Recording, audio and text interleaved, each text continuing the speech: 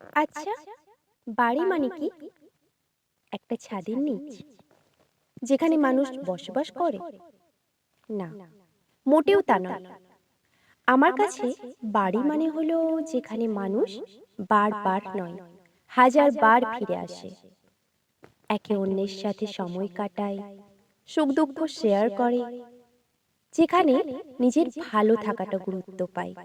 আমরা মানুষরা আসলেই বোকা, অল্পতেই বিশ্বাস করে ফেলি, কাছের একজন করে বসি অল্প দিনের মধ্যে, নিজের সব ভালো মন্দ তার সাথে ভাগ করে নিই, তার খুশিতে নিজেকে খুশি রাখবার চেষ্টা করি।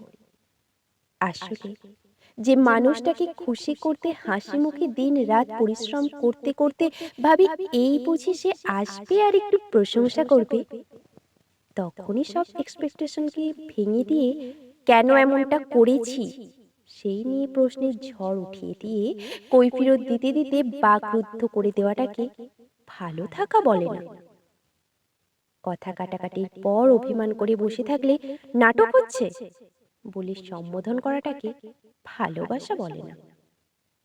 ভালোবাসা একটা আদরের শব্দ, যার মর্যাদা রাখতে সবাই পারে না। মুখে ভালোবাসি বললে ভালোবাসা হয় না, সেটাকে প্রমাণ করতে হয়।